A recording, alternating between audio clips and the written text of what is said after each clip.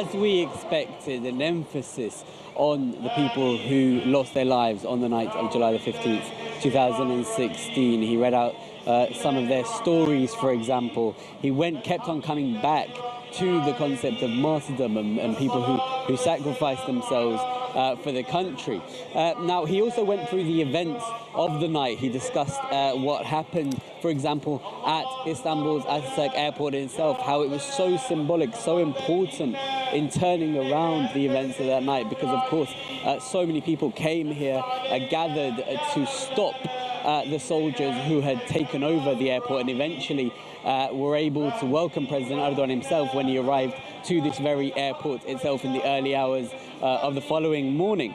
Now, in addition to that, he did touch on more current events. So, for example, things like the gas dispute with Cyprus, the S-400 missile deal with Russia that, of course, has angered the United States. But President Erdogan touched on that and said that he said, I'm quoting from him here, saying they said we wouldn't be able to, but we did, because in the last few days, of course, the S-400 missile parts have started to arrive here in Turkey.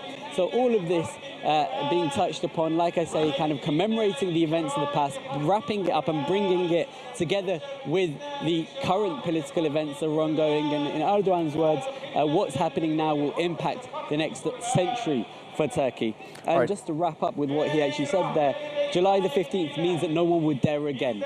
And so that for him was kind of one of the symbols, the messages that he was desperate to put across.